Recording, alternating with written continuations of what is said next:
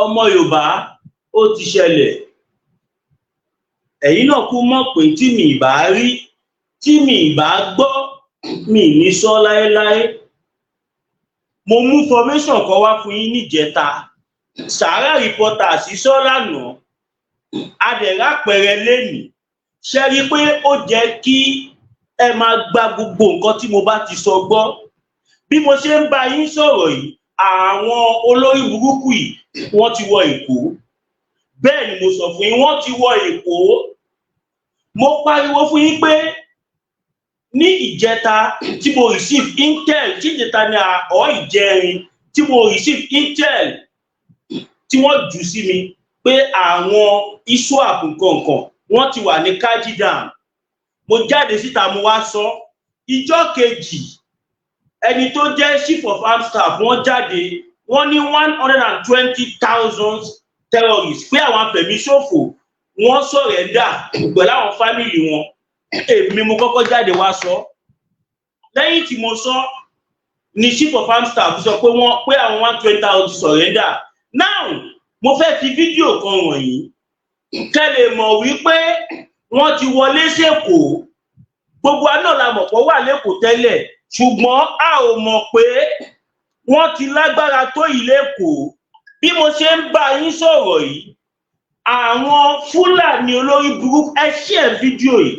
Ọmọ Yorùbá ẹ wá gba information yìí, pàápàá jùlọ ẹ̀yin tẹ́ bá lẹ́bí l'Èkó tàbí ẹ̀yin tẹ́ ń gbé l'Èkó, tẹ́ kàn ń sùn tẹ́ ń jí, tẹ́ mọ̀ nǹkan tó ń lọ l'Èkó, ẹ súnmọ́ bíbà yìí.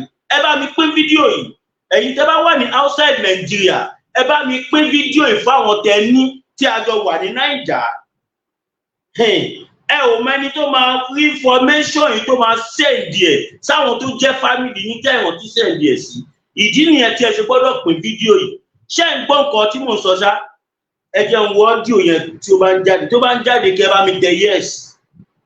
Fídíò yìí. Ṣé ń gbọ́ nǹkan tí mò ń sọ ṣá? Ẹ jẹ́ ń wo ọ́díò yẹn ó bá ń jáde. Ọ́díò yẹn ń ṣiṣẹ́. Now bí mo ṣe ń bá yín sọ̀rọ̀ yìí, àwọn Fúlàní wọ́n ti ń ṣe gudugudu méje yàyà mẹ́fà lọ́nà ibi. Kò ṣe ní dáadáa o. Léèní eléèní àbókí kan ara àwọn Fúlàní wọ́n pretend nísìnyí báyìí wọ́n ti change strategy wọn. Wọ́n ti ṣe bí ọlọ́kadà.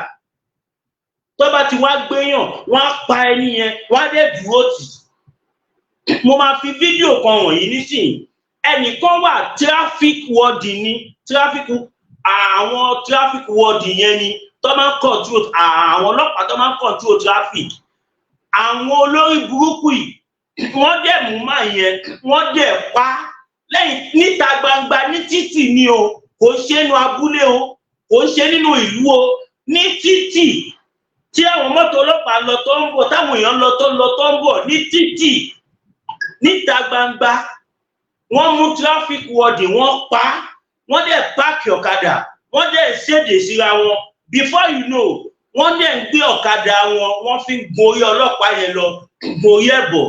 Tí n bá sọ fún yín pé náà ń jó lórí omi, ẹni bàbá mi Saidi Ìkìtàn lámókì yín sà, ètò nìyẹn. Ọlọ́run ní ń tò. Wọ́n dẹ̀ mú máa yẹn tí wọ́n ti pa sílẹ̀ lẹ̀. Wọ́n dẹ̀ ń fi ọ̀kadà gorí ẹ̀ lọ, wọ́n ń gorí ẹ̀ bọ̀. Tí n bá sọ fún yín pé náà ń jó lórí omi, ẹni kí lọ mú ẹ̀rí ẹ̀ wá.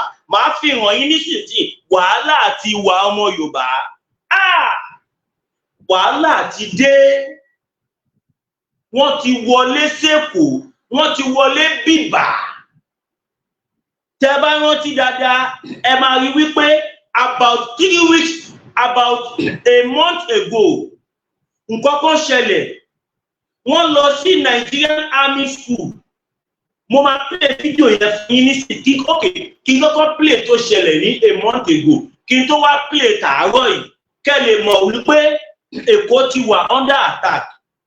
Tí n bá sọ pé wọ́n ti kógun dé, àwọn aláìlọ́pọlọ kan wọ́n á ní yé fẹnu pógun, yé fẹnu pé kìíní kan, yé fẹnu pé gbá, yé fẹnu kẹtẹ, wọ́n á máa ṣẹnu wọn pẹ́tẹpẹ́tẹ. Information tèmi rí sẹ́yìn ṣọ́pọ̀lọpọ̀ yìí, ẹ̀yin tẹ́ ń condemn mi, ẹ ò kọjá orí WhatsApp group ń tó bá sọ fún yín lẹ mọ̀ ẹ máa fi ayé wé mi tí mo ti wà ní system tipẹ́tipẹ́ mo kàn ń wọ́ ọ̀pọ̀lọpọ̀ yín ni ká fi tẹ̀gàn sí ká mú tẹ̀gàn kúrò mo ń gbìyànjú. Now back to what I'm talking about. Màá kọ́kọ́ play fídíò kan fún yín ẹ̀yin tẹ́ bá wo fídíò yìí tó bá jẹ́ èyí tẹ́ ti rí ẹ máa mọ̀ pé lóòótọ́ lẹ́kọ̀ọ́ ló ti ṣẹlẹ̀. Tí bá ti wá play fídíò yẹn tán màá ṣẹ̀ṣẹ̀ wá play tó ṣẹlẹ̀ léni èní ló ṣẹlẹ̀ kò kí ń ṣe àná àárọ̀ yìí ló ṣẹlẹ̀. Àwọn Fúlàní wọ́n gang up wọ́n dẹ̀ pa traffic warden wọ́n dẹ̀ ń wa ọ̀kadà gun orí ẹ̀ lọ gun orí ẹ̀ bọ̀ gun orí ẹ̀ lọ gun orí ẹ̀ bọ̀ gun orí ẹ̀ lọ.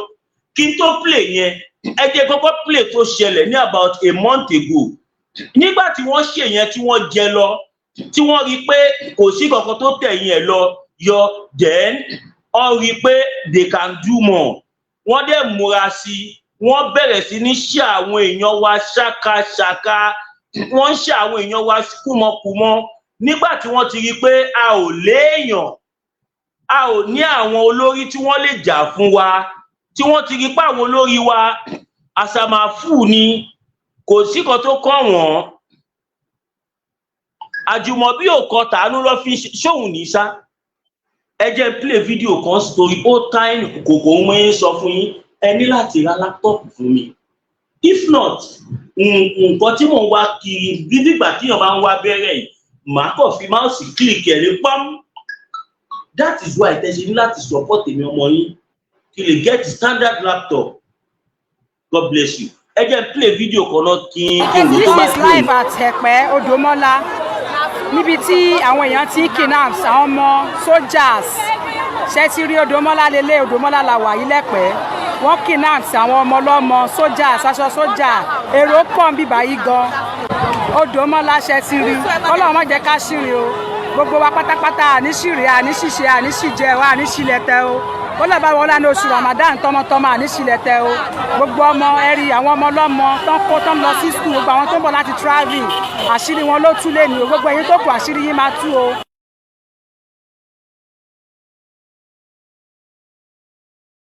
Ẹ ti rélé nígbà tẹ́lẹ̀ ìṣẹ̀lẹ̀ a ò rí kankan ṣe sí nílẹ̀ Yorùbá ọ̀pọ̀lọpọ̀ bẹ́ẹ̀ náà ló ti ń ṣẹlẹ̀ but mo rí pé nínú movement Yorùbá nation tá à ń ṣe yìí àwọn ará Èkó wọn fi bẹ́ẹ̀ show interest péréte díẹ̀ làwọn ọmọ Èkó tí wọ́n jáde tán almost gbogbo wọn ló fẹ́ o but ìbẹ̀rù àti ọjọ́ kò jẹ́ kó lè sọ̀rọ̀ sókè bí àwa àyókù ṣe ń sọ̀rọ̀ àwọn tó support wà láàrin wọn tó jáde tán wọn ò pọ̀ péréte ni wọ́n nínú Èkó yẹn àwọn tó support Yorùbá nation tí wọ́n gbójú síta lẹ́kọ̀ọ́ bóyá ni wọ́n wọ 40% of Lagos population ọ̀pọ̀ náà o but a gbé fídíò yìí wá fún wọn kó lè mọ̀ wípé oyè tó ń kára wò kò ń ṣaré ẹ̀jẹ̀ nìkan ló kọ̀ mọ́ ó ti ń kọ ará Èkó náà báyìí.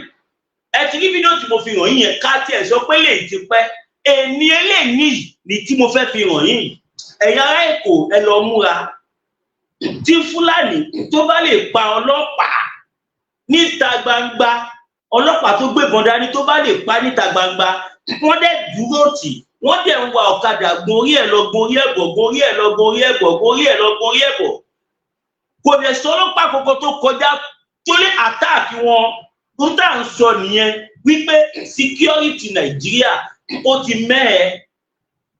ti mẹ́hẹ Masbi ogun ti wọlé dé bàbá mi Adébáyọ̀ táwọn kan bá rí kọ̀tẹ́kọ̀ yìí nísìnyí káwọn wèrè tí ó rí wọn ò pé ọmọ náà fẹnu gbógun ni now ẹ jẹ́ fi fídíò ìwọ̀n yìí kábíyèsí Elédùmarè nígbà tí mo wo ìgbà tí a bẹ̀rẹ̀ sí ní make research wọ́n ní yóò bá lẹ́ni ní ọ́fíṣà tí wọ́n pa yẹn wọ́n ní yóò bá ní wọ́n ní mi sí ń bẹ̀ nígbà tá mẹ́kọ̀ tá pé Èkó wọ́n ní yóò bá ní wọ́n ní kò ṣe kankan fún wọn wọ́n kọ́ dédé mu ọdẹ gbùgbà wọn tún sá lọ o kẹ́lẹ̀ mọ̀ pé they are working on instruction They are working with confidence. Torí pé wọ́n mọ̀ páwọn láwọn bàbá nígbẹ̀jọ́, wọ́n mọ̀ pé tó bá dìbò lọ yàgò, táwọn ọlọ́pàá bá tiẹ̀ wá kó àwọn ń bẹ̀ yẹn, wọ́n mọ̀ páwọn ò ní sunbẹ̀. Táwọn bá sunbẹ̀ ilé bá bọ́ mò ń bọ ọmọ lẹ́rù ló máa já sí. Nílẹ̀ Yorùbá, inú ogun la wà tẹ́lẹ̀. Mr. Ògúnníyì, God bless you. Ẹ jẹ́ kí n play kíní fún yín kẹ́rí. Ẹ jẹ́ play ẹ̀ fún yín kẹ́rí. Ó yẹ wò. Now, kẹ́ bá mi gbójú ayọ̀ sókè kí ẹ wá wo fídíò yìí. Nígbà tí mo rí fídíò yìí, mo ní mò ń sunkún bí ọmọ ọwọ́, mò ń sunkún bí ọmọ kékeré. Ilẹ̀ Yorùbá, ìwé eléyìí dẹ̀ ń ṣẹlẹ̀, a dẹ̀ dákẹ́. Mi tí rí newspaper kankan lẹ́kọ̀ọ́ kó gbé fídíò yìí. Kí la wá ń tọra wa fún? Ṣé fẹ́ sọ fún mi pé àwọn oníròyìn kankan ò rí ni? Ṣé báwọn alágbára wọ́n máa ní kó sí ìfẹ̀sábẹ́ carpet? Àwa gbogbo nǹkan tẹ́lẹ̀ gbọ́ lórí newspaper, tẹ́lẹ̀ gbọ́ lórí rédíò, àwa tí a fira wálẹ̀ tá à ń gbé jáde fún yín, ẹ tún máa attack wa, ẹ tún máa ṣe kí ni, ẹ tún máa ṣe ohun tó wù yín. Sanwó-Olú dẹ̀ wà lẹ́kọ̀ọ́, bàbá wa gọ́vnà Sanwó-Olú. Ṣé fídíò tí mo fẹ́ fi hàn yín mo fẹ́ jẹ́ kẹ́ wò ó? Ìyẹn làwa ṣe ń sọ fún gbogbo ẹ̀yin ọmọ Yorùbá káàkiri àgbáńlá ayé wípé ogun ti dé, ẹ má jẹ́ kó máa parọ́ fún yín. Ẹni tó bá ń sọ fún yín pé ogun ìtìdé, ó ń tọra ẹ̀ ni. Ṣèfẹ́ pé nǹkan tí Sahara Reporters gbé jáde, tí wọ́n gbé jáde lánàá, tí Chief of Staff fún ara wọn tí wọ́n confirm ẹ̀ pé àwọn ISWAP 120,000 kò kì í ṣe 120 in number o, 1,000 ni wọ́n surrender pẹ̀lú àwọn family wọn tí wọ́n dẹ̀ múra ogun. Sahara kan náà ló gbé jáde níjẹta Intel pé àwọn ISWAP tí wọ́n dẹ̀ múra ogun, wọ́n rí wọn ní Kaji Dam, ní Kaji Lake, ní Niger State. Ẹ sọ fún mi, ṣógun ètíwádé, àwọn wèrè kan á máa sọ pé à ń fẹnu pogun. Now, ẹ jẹ́ play video ìfún yín. Kábíyèsí Elédùmarè, kábíyèsí Elédùmarè, kábíyèsí Elédùmarè. Bàbá Akíntóyè dẹ̀ pariwo tó, bàbá wa olóyè Sunday Igboho wọ́n pariwo tó, wọ́n ní ẹ jẹ́ ká dá dúró, ẹ jẹ́ kí a dá dúró gẹ́gẹ́ bí orílẹ̀-èdè. Ẹ̀yin kan ń ṣe bí wèrè, ẹ fẹ́ gbà, ẹ fẹ́ gbọ́, torí pé kò kàn yín. Nísìnyí báyìí ó ti ń ṣẹlẹ̀ lẹ́kọ̀ọ́ báyìí nísìnyí. Mo fẹ́ wo bí tí ẹ̀yin olówó tẹ wà ní Lekki, tẹ wà ní Banana Island, tí ẹ wà láwọn big places island. Mo fẹ́ wo bí tẹ fẹ́ sáwọ̀ báyìí. Mo fẹ́ wo bí tí ẹ fẹ́ sáwọ̀ báyìí. Àwọn àgbààgbà ilẹ̀ Yorùbá ń fi ayé ìran Yorùbá ṣe pátì, máyégbé ilẹ̀ Yorùbá sì ń ṣe party of àfihàn ní ojoojúmọ́. Kí la fẹ́ ṣe sí? Àwọn ICC àti àwọn Al-Qaeda àti àwọn ISWAP wọ́n ti gbáradì láti ní wọ́n ń dúró dè. Ṣé ń gbọ́? Bàbá mi Adébáyọ̀ ni wọ́n tún sọ yẹn o. Ojú everybody máa tó já. Bàbá mi Ògúnníyì ni wọ́n tún sọ yẹn o. Kẹ́ lè mọ̀ pé ariwo tí Masbi ń pa, ohun tí Masbi rí ló ń sọ. Ṣọ̀gbà pàbàtà, pàjọwọ́jọwọ́ etí ẹ̀. Àwa ò fọ́ fẹ́ ní àfọ́ fún anything. Bọ̀ ṣé bẹ́ẹ̀ni ṣe wà ní gbogbo èèyàn ṣe wà? Ṣé bí olóyè Sunday Igboho ṣe wà? Ṣé bẹ́ẹ̀ ni gbogbo èèyàn ṣe wà? Òun làwa ṣe ń pariwo. Gbogbo ilẹ̀ mọ̀ ká mú tẹ̀gbọ̀n kúrò, ká fi tẹ̀gbọ̀n sí. Olówó ni ṣe Sunday Igboho, alágbára ni wọ́n. Kí lẹ fi ń ṣeré? Bọ̀ ìfẹ́ tí bàbá yìí ní sí ilẹ̀ Yorùbá ni wọ́n fi ń pariwo fáwọn ọmọ Yorùbá pé ẹ jẹ́ ká sowọ́pọ̀, ká kúrò lóko ẹrú. Ẹ jẹ́ kọ́kọ́ play video ìfún yín kó má dàbí pé mò ń sọ at the end of the day mi padà play ẹ̀. Now, video mẹ́ta ni mo mú wá. fídíò mẹ́tẹ̀ẹ̀ta dẹ̀ ni màá play fún yín kí kọ́kọ́ play lè fún yín ná kẹ́ lè mọ̀ wípé àwa ọmọ Yorùbá à ń fi ẹ̀mí ara wa tàfàlà à ń fi ẹ̀mí ara wa a fi ń ta kite kò ní bàjẹ́ fún yín bàbá mi Adébáyọ̀ wọ́n ní anytime from now Saka Kasala ló fẹ́ kọ́ Kasala máa boss bọ̀ wọ́n ní Sakala máa boss ẹ wò ilẹ̀ Yorùbá ló ti ṣẹlẹ̀ o ògbó èèyàn ló wà lẹ́lẹ́ yẹn o ní ìfẹ́ tó súnmọ́ bẹ̀ yẹn tó torí platform tààrà.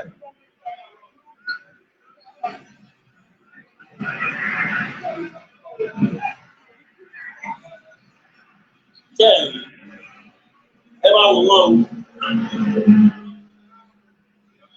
bí ẹ máa wò ó.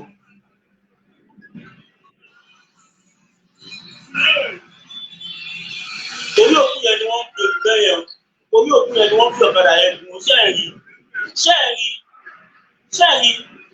orí òkú yẹn ni wọ́n fi ọ̀kadà yẹn gùn èèyàn ló wà lẹ́lẹ̀ yẹn òkú ọlọ́pàá ló wà lẹ́lẹ̀ yẹn security officer tó control traffic fẹ́ ìjọba yàrá máa tún play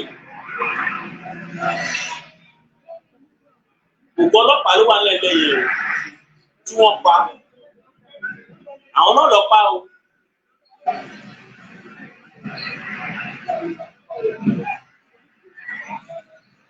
Ṣé bó ṣe gun orí ẹ̀? Ṣé bí mi ṣe gun orí ẹ̀? Ẹ tún bó ṣe gun orí ẹ̀? Ṣé bó ṣe gun orí ẹ̀? Ìmí nìyẹn o. Ṣé bó ṣe gun orí òkú èèyàn? Àwọn aráàlú jẹ́ àwọn Yorùbá jẹ́ péjọ síbẹ̀ wọ́n ń wò wọn.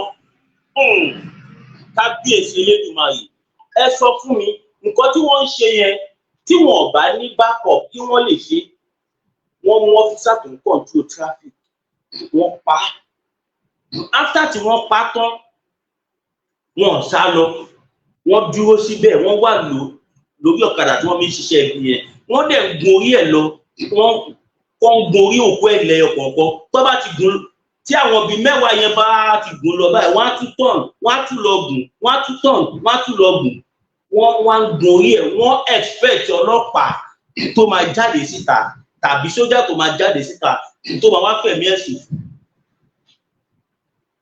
a dẹ̀ sọ pé wọ́n á Nàìjíríà ṣáwọn ẹranko tí a fẹ́ máa bá gbé lélẹ́yìí bàbá wa Chief Sunday Igboho dẹ̀ kìlọ̀ fún wa bàbá Professor Banji Akíntóyè wọ́n kìlọ̀ fáwọn ọmọ Yorùbá gidigidi gan.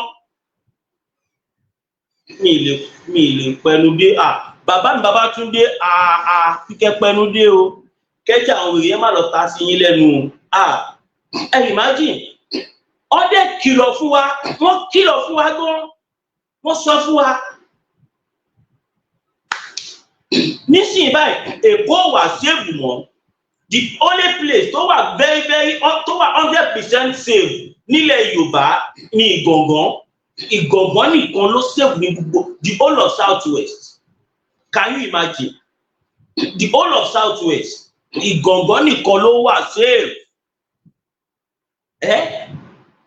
Ìlú tó lọ́ba tó níjòyè Èkó tó jẹ́ pé security kún bẹ̀ bá àwọn RRS wọ́n yapa tí wọ́n dẹ̀ fi lu traffic warden pa tí wọ́n fi lù pa tí wọ́n fi ṣe gbogbo ẹ̀ tí wọ́n fi tẹ sílẹ̀ lẹ̀ security kankan ò kọjá.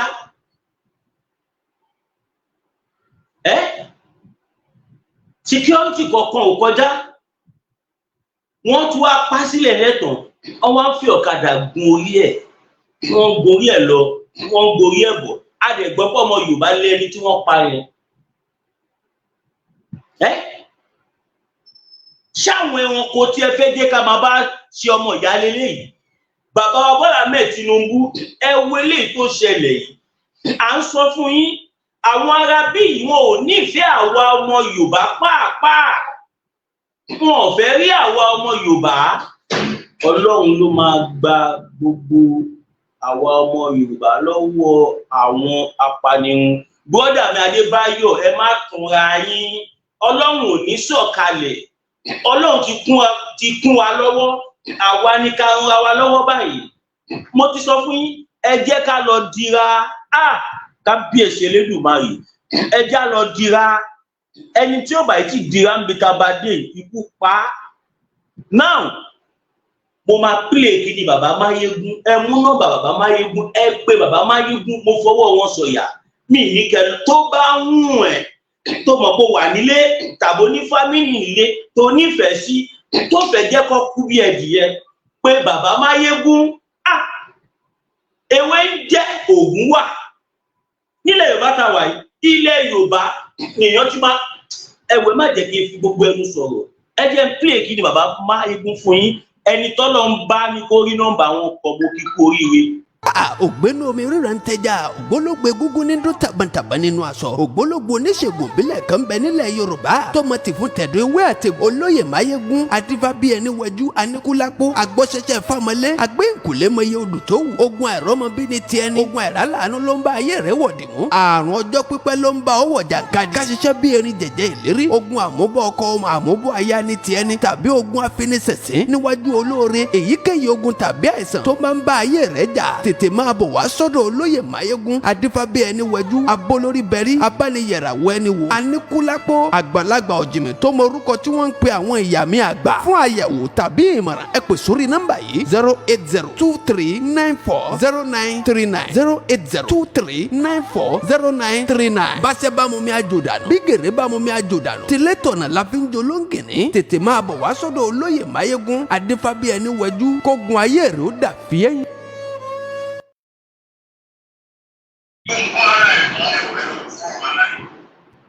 ọmọ Yorùbá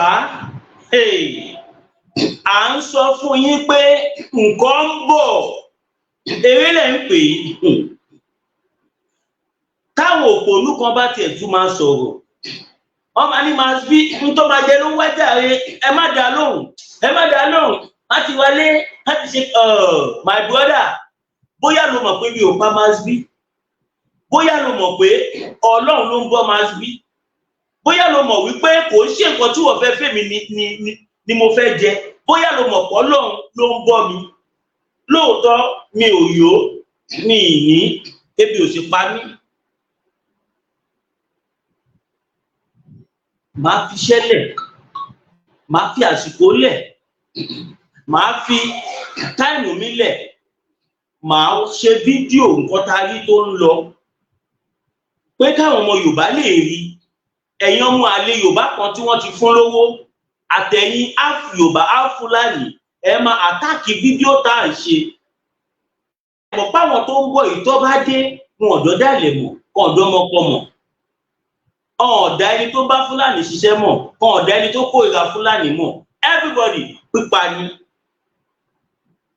ibi tó ẹ kẹ́yìn ti fura káwọn ọba wa tí wọ́n jẹ́ ká bá wọn Fúlàní jà tí ẹ kọ́ pa wọn tí ẹ kọ́ máa pọ̀ ọba tó jẹ́ pé àwọn ni wọ́n jẹ́ ká bá wọn jà ọba tó káwọn ọba tó jẹ́ àwọn ni wọ́n jẹ́ kí akójọ wọlé fáwọn Fúlàní tí ẹ kọ́ pa ọba bẹ́ẹ̀ káwọn ọba táwa ń rí bọ̀dà lẹ̀ Fúlàní ń pa wọn àwọn tó ń kírun Fúlàní wọ mọ́sálásí ó pa ogun wọn dànù lọ́jọ́ ìdí iléyá lọ́jọ́ ìdí túnú àwẹ̀ àwọn tó ń kírun lọ́wọ́ tó wà lórí ìrun wọ́n dàgbọ́n bù wọ́n pa wọ́n pàkúpa àwọn Haúsá wọ́n pa wọ́n pàkúpa ìwọ ọmọ Yorùbá kan wá sọ pé ìwọ ọmọ Ìlọrin ìwọ ọmọ kìnní kan ìwọ gbá ọmọ tó bá gọra ẹ wọ́n kìsì canvas ẹ èèyàn ló pé Fúlàní ni ẹjá gbọ́kọ̀ tó bá sún Olúmọ́ọ́nì sọ. àwọn Haúsá ń pòwe fún yín lójoojúmọ́ àwọn Fúlàní ń pòwe fún lójoojúmọ́ wọ́n ń fìbọn jó lójoojúmọ́ wípé àwọn ń bọ̀ o ẹ̀rín ni Yorùbá ń rín Yorùbá ń kà sí cruise àwọn Ìgbò ń pòwe lójoojúmọ́ pé àwọn náà ti múra sílẹ̀ o pẹ̀lú AK-47 Yorùbá nìkan ló ń rẹ́rìn tó ń kà sí cruise Ọlọ́run nìkan ló mọ nǹkan tó fi dá wa.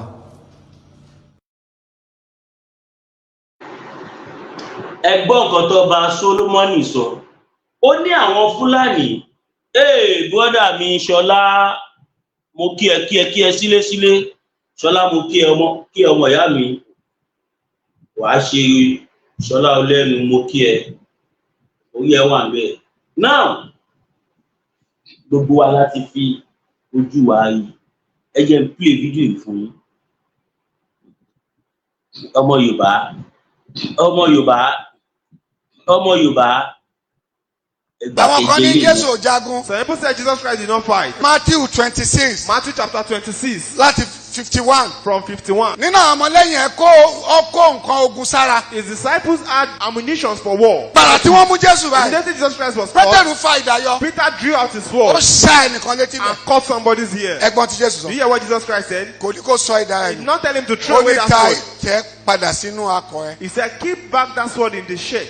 Tẹ́ padà sínú akọ ẹ̀. Keep it back in the Ẹ shirt. tó bá fi ìdàlà máa fi Anybody pa. that kills with a sword shall die by the sword. Nísìn Now, wọn ò tí ì pa ẹnikẹ́ni. nobody has been killed. Wọ́n kàn mú mi ni. They have just caught me. O ò lè lo ìdà láti fi pààyàn So náà. you don't have the right to kill anybody Ṣùgbọ́n with tó a bá sword. pa ènìyàn, But when they kill, ìdà la ó fi pa ẹni tó pa that ènìyàn. person will be killed as Tó well. sọ nìyẹn That's what náà. Jesus Christ was saying. Tẹ́ bá ti lọ sí ìwé ìfihàn. If you go to the Revelation 30 verse 10. 13 verse 10. Ẹ tó bá pààyàn nípa ìdà. Anybody that kills by the Nípa sword ìdà la ó ti pa. shall by the sword be slain. Bíbélì sọ That's náà. what the Bible says. Mi ní kẹ́kẹ́ kí ilé lóògùn. I'm not saying you should start going to the Rárá. herbalist house. Rárá. No. Ṣùgbọ́n But ẹ ṣeun tẹ́ mọ̀ pé ó tọ́ tó yẹ do things that you know that are láti fi right. protect ara yín, àwọn ọmọ yín, ọkọ yín, ìyàwó yín, ìlú yín, agbègbè yín. That you can use to protect yourself, your family, your surroundings, your environs. O ò lè gbé ìbọn. If you cannot bear arms, But Bíbélì sọ pé ká padà sí ilé. but the Bible says we should go back Pé home. ká fi ẹ̀kọ́ Kristi tì ná. Set aside the teachings of Ká Christ. padà sí Let ilé. us go back home. Ṣebí inú Bíbélì ló wà. Is it not in the Bible? Hébérù 6 verse 1. Hebrews chapter 6 verse 1. Ṣùgbọ́n But ó ní ẹ padà sílé. he said go back Kẹ́ home. ṣe pípé. Do the perfection. Kí ni pípé? What is the perfection? Kí ni pípé? What's the perfection? Ó ní ṣùgbọ́n He said but ẹ má lò nípa ti èṣù. don't use it in the Ẹ ways of the ṣe devil. pẹ̀lú pàtì Ọlọ́run. Do it in the ways of God. Má ṣe ògùn tó máa bá tiyan jẹ́, má ṣe tó máa pànìyàn. Má Don't ṣe do tó máa things that bẹ́ẹ̀. will destroy people's life. That will Ṣùgbọ́n kill people. àkókò ẹ̀ nìyí o. But this is the time. Àkókò rẹ̀ nìyí. This is the time. Àkókò tá a máa tọ́jú ara wa This is the nìyí. time to take care of Jésù ourselves. ni mo wá nípa tara. Jesus Christ said, Mo wá nípa physically tẹ̀mí. and spiritually. Nípa tẹ̀mí là ń bá lọ tẹ́tẹ́lẹ̀. We are going But to báyìí sí but now nípa tara. we have to go in the physical. Mo ti Jésù sọ nìyẹn. That's what Jesus Christ said. Mi ò ní olóṣàyà gbàgbà. I'm not saying you should be audacious. Rárá o. No. Ṣùgbọ́n But try try. tí ò bá bọ́ sí gbà náà. If it does not work after you've tried your best, Ó kù sọ́wọ́ Ọlọ́run. then it is left to God. Iṣẹ́ àwọn àpọ́sù Acts of the Apostles, 19 chapter 19, verse 12. verse 12. Pọ́ọ̀lù Paul, ó lo bàǹtẹ́. he used an Kí ni apron. bàǹtẹ́ yẹn? What's that apron Ó for? fi hílì àwọn He ènìyàn. was using it to heal people. Ó yàtọ̀ sí pé lórúkọ Jésù. It is different from in Jesus' Lágbára ẹ̀jẹ̀ name. Jésù. In the name of Jesus. Ẹ̀mí nìyẹn. That is Ṣùgbọ́n tí spiritual. nǹkan mi bá ti wà, But when there are some tábà ti other lo things, nǹkan míì, and we use some other things, tara nìyẹn. that is physical. Ṣùgbọ́n But Ọlọ́run wá support yẹ. God supported it. Ìwọ tó bá ṣe oògùn If you are doing láti fi protect ìlú to ẹ, protect your own, láti fi protect ilẹ̀ to ẹ, protect your láti fi land, protect gbogbo nǹkan tó ní, to protect everything you á have, ṣiṣẹ́ fún it ọ. will work for you. Tókùn God. ò ní fi jà ìwọ tọmọtaya ẹ And àtọkọ war will ẹ. not come upon you and your Tí ò ní fi family. jà ìjọ rẹ, And it will not come upon your á church. ṣiṣẹ́ fún It will work. ẹ. Ẹ má tẹ̀lé wọn o. Don't follow them. Tọ́ ma sọ wípé ẹ má ṣe I nǹkan will kan. say don't do anything. Wọ́n lè kó ọlọ́pàá mẹ́fà méje dán. And they have 6, 7 policemen that are watching over them. Wọ́n kó ogun jọ. They have security personnel. Ẹ̀yin tẹ́ ẹ̀ lówó ọlọ́pàá kílẹ̀ láti Either protect you ara don't yín. have money to hire police. Wọ́n wá ṣí ojú yín sínú church. They will now put your eyes in the Kẹ́ máa church wá sí church. so that you can be coming to church. Kẹ́ máa wá sí church. So that you can be coming to So church. tẹ́ bá fẹ́ kú kẹ́ kú. So that if you want to die, you can even die. Àbí? Is that all? Irọ́ o. No. Àwọn ọmọjọ tèmi. My own Èmi members, sọ fún yín I'm báyìí. telling you, Ẹ má ṣe oògùn kà. don't do evil. Ẹ má ṣe ohun tó máa charm. bá tènìyàn jẹ́. Don't do things that will destroy Ṣùgbọ́n people's Bíbélì life. tí mo kóòtù fún yín But yẹn. what I've quoted Ẹ for lọ you, kà á. go and read it by Ohun tó bá yẹ yourself. kẹ́ ṣe. Whatever you're supposed to do, Ẹ ṣe. do it. Kò sẹ́ṣẹ̀ ń bẹ̀. There is no sin in it. Now ẹ ti gbọ́ nǹkan tí pásítọ̀ yẹn sọ. A wá ń sọ fún yín pé kẹ́ lọ bá bàbá Máyégún. Ọ̀pọ̀lọpọ̀ àwọn èèyàn wa máa ní olóògùn náà Máyégún. My brother, wọ́n á kọ̀ pa ẹ̀ dànù. O gbọ́ nǹkan tí pásítọ̀ yìí sọ. Pásítọ̀ yẹn ní wọ́n ní ohun tó bá wọ́n ní ó wà ní Bíbélì gan, ó wà ní Kùránì. Kéèyàn tọ́jú ara ẹ̀, kéèyàn dáàbò bo ara ẹ̀. Àwọn babaláyé politician wọ́n kó fún sí every security ni wọ́n kó yìn síbẹ̀síbẹ̀ wọ́n sì ń jàmàlà àti wéjú. Ká máa sọ pé wọ́n tí ò ní kankan.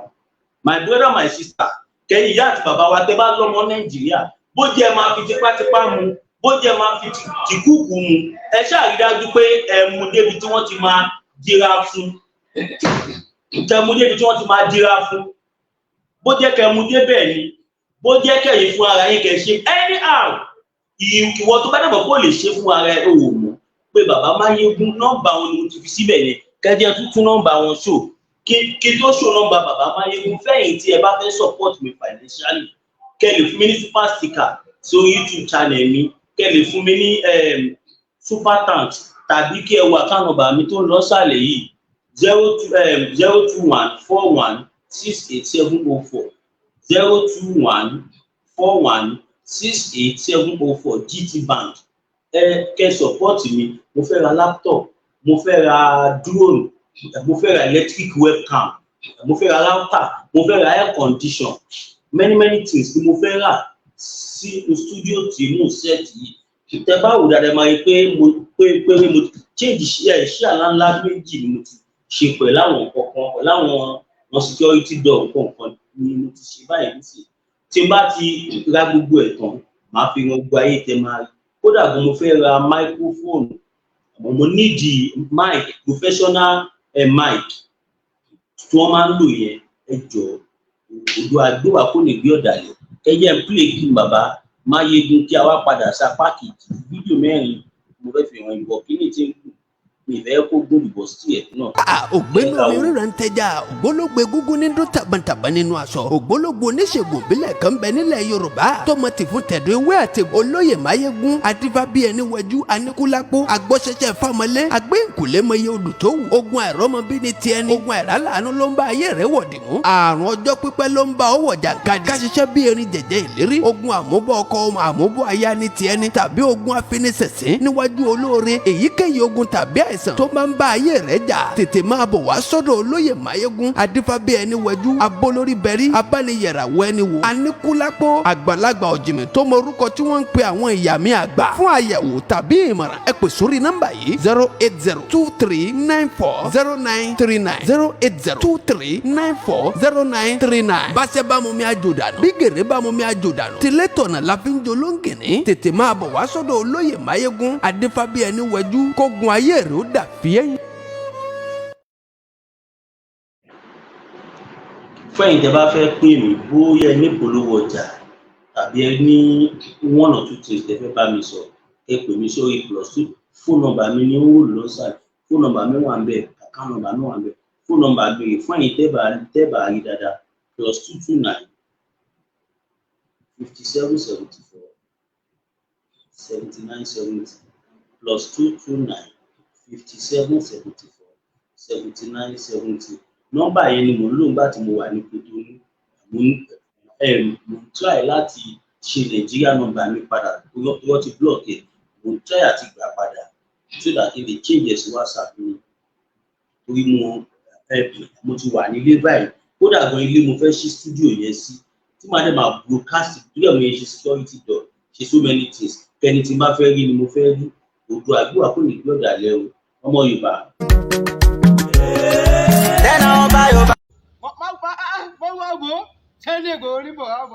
Tí n bá gbórúkọ Sunday Igboho àyà mi ò tó jáde. Kò sí nǹkan kan òtútù ó mú mi pẹ̀lú. Òtútù tí mo ẹ ọ wá parọ́ pé òrírò ẹ̀rí kọ́. Látijọ́ tí wọ́n ti bí mi ìrírò ẹ̀ rí. Níjọ́ tí mo gbọ́ pé Sunday Igboho ń tún lọ Ògùn State báyìí níjọ́ náà mi ò lè sùn. Ẹ lọ ní sẹ́ ọ lò sí ọ.